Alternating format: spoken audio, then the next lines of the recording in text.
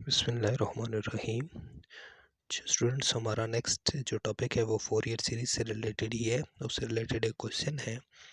अब ये क्वेश्चन इस तरह है कि हमारे पास जब किसी फंक्शन में पॉइंट ऑफ डिसकंटिन्यूटी आ जाए, पॉइंट ऑफ डिसकंटिन्यूटी से मुराद ये है कि यानी फंक्शन हमारे पास दो हिस्सों में डिफाइंड हो। दो हिस्सों से मुराद ये है कि यानी फॉर एग्जांपल -पाई से 0 तक फंक्शन की वैल्यू कोई और हो और 0 से पाई तक फंक्शन की वैल्यू कोई और हो।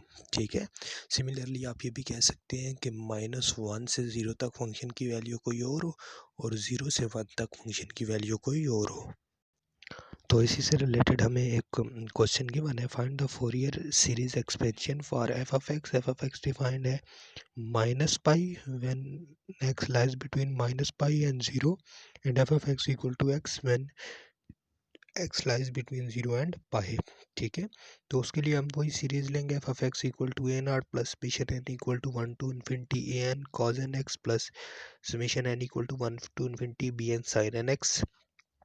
इस केस में हमारे पास ए नॉट हमें पता होता है 1/2 pi minus pi to pi F of x D x. ठीक है। अब फंक्शन देखें दो हैं, -पाई से 0 और 0 से पाई, तो फंक्शन को भी हम इंटीग्रल को भी ब्रेक कर लेंगे, -पाई टू पाई 0 एंड 0 टू पाई, और -पाई टू 0 जो एफ ऑफ एक्स है वो ले लेंगे और 0 टू पाई जो एफ ऑफ एक्स है वो ले लेंगे, यानी एफ ऑफ एक्स की वैल्यू हम पुट करेंगे। ठीक है। तो आप देखें ओवरऑल एरिया जो ओवरऑल इंटीग्रल है वो उसी की इक्वल ही है, यानी integral of -pi to 0 plus 0 to pi equal होता है integral of -pi to pi के। तो इसको इंटीग्रेट करेंगे, -पाई बाहर आ जाएगा, integral of D X X आ जाएगा, उसमें -पाई टू 0 पुट करेंगे तो उसकी वैल्यू आ जाएगी हमारे पास अब यहाँ पे -पाई। ठीक है। और जब पुट करेंगे तो ये -पाई स्क्वायर आ जाएगा। ठीक है। और इसी तरह जब हम इसको पुट करेंगे, 0 को पुट करेंगे वो तो 0 ही हो जाएगा। सिमिलरली एक्स को इंटीग्रेट किया x² बाई 2 और ये हमारे पास आ जाता है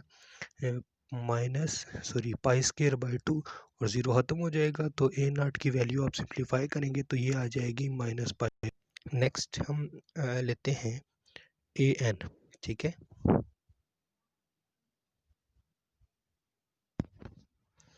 तो ए एन हमारे पास होता है 1/पाई F of X cos of N x D X. अब यहाँ पे भी वही काम करेंगे कि -पाई टू पाई जाने के लिए हम -पाई टू 0 प्लस 0 टू पाई जाएंगे, बात वही आएगी। तो एफ ऑफ एक्स जब हम -पाई टू पाई जा रहे होंगे तो वो -पाई टू 0 जा रहे होंगे तो वो -पाई है, तो cos of N x D x अपनी जगह, इसी तरह यहाँ पे ये आ जाता है। ठीक है। इसको इंटीग्रेट करके आप जब इंटीग्रेट करेंगे तो ये कॉज एन एक्स का इंटीग्रल आ जाएगा हमारे पास साइन एन एक्स, और इस पर इंटीग्रेशन बाय पार्ट लग जाएगी।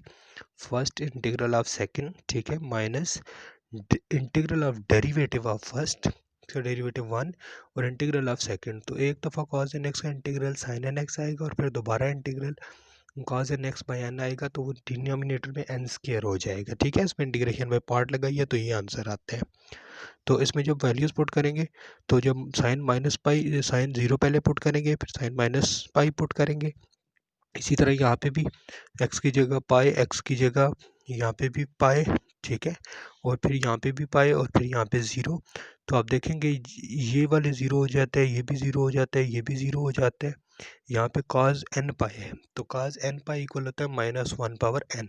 ये हमने लास्ट लेक्चर में भी बात की थी। और cos 0 होता है 1।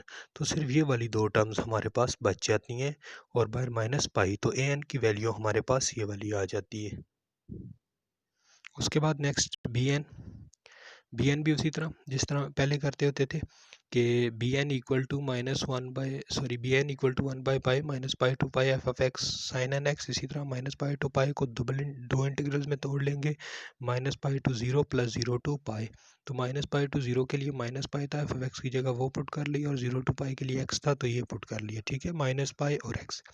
अब सिंपल उसी तरह -पाई बाहर आ गया, इस पे cos N X sine N x का integral cos N x by N. ठीक है। इस पे इंटीग्रेशन पर पार्ट्स लगेंगे तो ये आ जाएगा।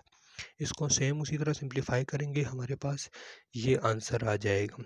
ठीक है। वैल्यूज लिमिट्स पुट करके अपर वैल्यू माइनस लोअर वैल्यू, तो इसको इक्वेशन 1 में पुट करेंगे, ये हमारा सिंपल आंसर आ जाता है। तो ये क्वेश्चन इसी मेथड से आपने खुद करना है। ठीक है।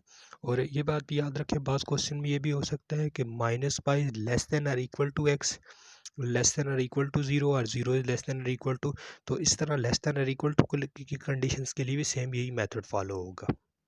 ठीक है, थैंक यू।